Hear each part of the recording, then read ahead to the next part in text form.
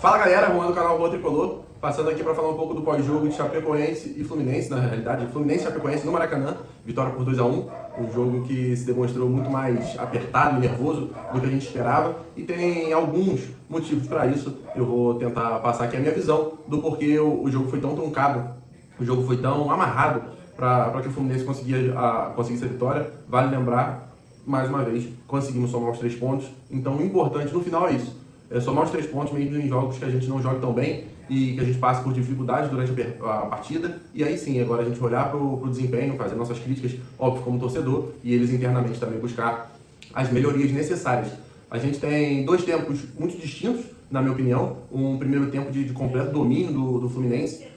que chegou a finalizar 19 vezes, mas esbarrou nas finalizações ruins, principalmente dos seus jogadores de frente, os pontas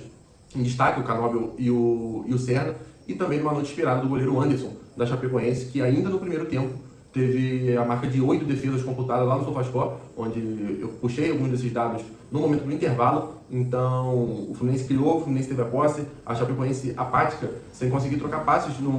durante a partida, parecia que tinha abandonado o jogo, mesmo antes dele começar.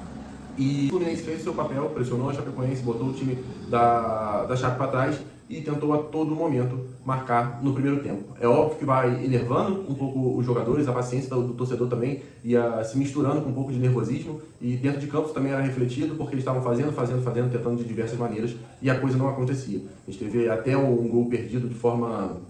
bizonha pelo nosso Castilho, o robô todo lerdão, conseguiu perder um gol na cara do gol ali, se embolou com as próprias pernas, seria mais um gol em um cruzamento do Guga. Imagino que essa dupla vai dar certo, ou também com o John Kennedy, porque o Guga tem feito bons cruzamentos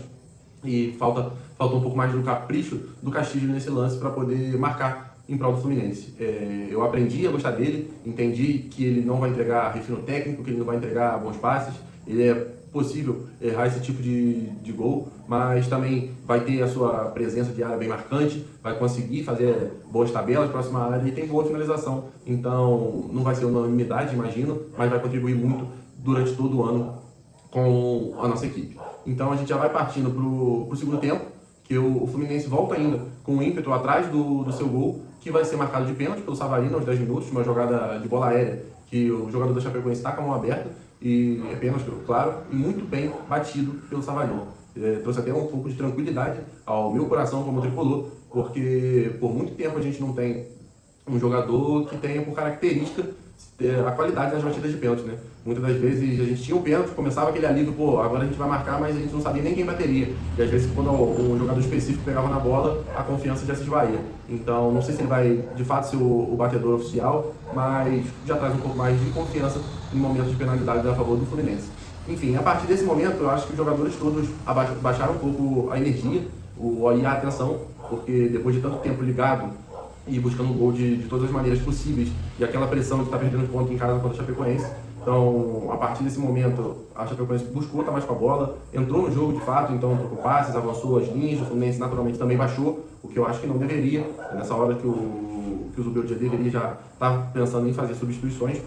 mas mais uma vez demorou a mexer, entendeu? Então, o Fluminense, que poderia ter matado o jogo antes de sofrer esse susto com o empate, a gente esbarra muitas das vezes na mexida tardia, que o Zubeldia sempre prefere fazer. Então, é complexo, a torcida já reclamou, acho que até ele mesmo já sabe, mas por algum motivo ele tem essa trava para mexer na partida. Enfim, uma jogada que o Enio deu um chute de fora da área absurdo, a pressão estava muito mal feita, quem estava próximo ao lance era o Soteldo, o ponta por aquele lado, e o Guga, o lateral do lado oposto. Então precisava de ter alguém no meio do campo ali, fazer aquela pressão, mas não tinha ninguém, teve esse desacerto e por pouco o Fluminense não deixa escapar pontos no Maracanã por conta disso. Então não pode ficar na conta do ponta por aquele lado ser responsável pela marcação numa área intermediária, e não pode ficar por responsabilidade do ponta que vai estar atuando por aquele lado, ou até pelo lado contrário, quando acontecerem situações por ali, ficar responsável por marcar o jogador, o portador da bola, porque os pontos eles baixam muito para ajudar na marcação, mas é para complementar. O jogador do setor tem que estar ligado, e isso não poderia acontecer. Enfim, aí já vem aquele temor, aquele nervosismo por parte dos torcedores em todo o Brasil, que estavam no Maracanã, em casa também, e a preocupação de perder pontos, e eu acho que era muito nítido que precisavam haver mudanças, isso aí todo mundo sabe, mas, caraca, eu acho que estava todo mundo sentindo que era a noite do John Kennedy. Eu já vi até torcedores de outros times falaram, pô, tem que botar o JK, tem que botar o JK, e não deu outra, né? Quando ele finalmente soltou o urso da jaula, ele entrou, acho que sabendo que ia fazer um gol, assim como na final da Libertadores ele falou que saberia que naquele dia ele marcaria, e entendendo a importância dele naquele momento,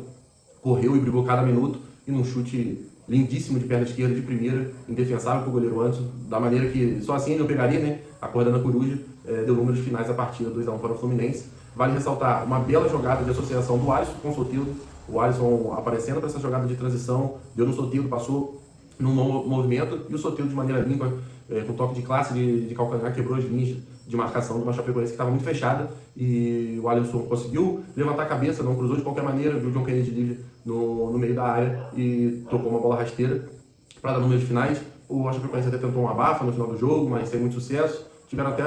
um jogador deles expulso, me fugiu o nome dele agora, mas acho que foi mais por alguma palavra que ele se dirigiu ao juiz, ou algum gesto, porque o lance mesmo de falta não foi para isso. Ele até que tinha amarelo no anterior na partida, mas o vermelho foi direto, pelo que eu vi. Enfim, mas foi basicamente isso que aconteceu. Temos que estar confiantes, temos que fazer a nossa parte, porque o Fluminense vai precisar do nosso apoio, seja no Maracanã, seja em casa, torcendo, e nas redes sociais, porque a gente sabe que os jogadores vêm, e a gente tem que continuar firme, porque nosso time não desaprendeu a jogar bola, passamos por um mau momento, estamos passando por um momento muito complexo de lesões, mas o Fluminense segue disputando e brigando para que a gente consiga comemorar um título dentro desse ano ainda, e eu continuo tendo essa confiança. Vi um vídeo do Gugu Tricolor ontem, ele falando um pouco sobre isso, de quando a coisa ruim acontece, a gente acha que acabou o ano do Fluminense, mas quando as coisas boas acontecem, a gente parece que só se alivia e não comemora. Então, ele falou, a gente tem que comemorar, a gente tem que empurrar o Fluminense para frente, mostrar o nosso amor como torcedor, porque é válido e eu acho que vai ajudar, principalmente nesses momentos de maior dificuldade na temporada. A gente tem um confronto muito difícil, na altitude contra o Bolívar, não dá para garantir ponto nenhum, é o mais provável que o jogo acabe com derrota, e a gente tem que buscar as 3 últimas partidas com vitória para poder se classificar, mas retornando com qualquer pontinho de lá, seja no empate ou numa eventual vitória, o Fluminense volta a crescer em confiança e a crescer na temporada. Faltam poucos jogos para a pausa e que a gente continue fazendo bons jogos para que o Zubudi tenha tempo de trabalhar durante essa pausa para a Copa do Mundo, para a gente voltar com tudo no segundo semestre. Mais uma vez agradecendo a presença de todos, lembrando de curtir e seguir aqui o perfil. Muitas pessoas assistem os vídeos, ou até nas lives mesmo, e esquecem que a curtida é importante para quem está tentando criar esse conteúdo aqui para vocês, e seguindo o perfil também é importante para que esse material possa chegar para mais pessoas e a gente vai aumentando o nosso grupo aqui no TikTok e no YouTube. Lembrando mais uma vez do meu amigo Cal, do canal Sou Mais Flu, está postando sempre atualizações diárias a respeito do Fluminense aqui no TikTok e também no YouTube. Dá uma conferida lá. Saudações tricolores, a gente se vê nessa semana e um abraço.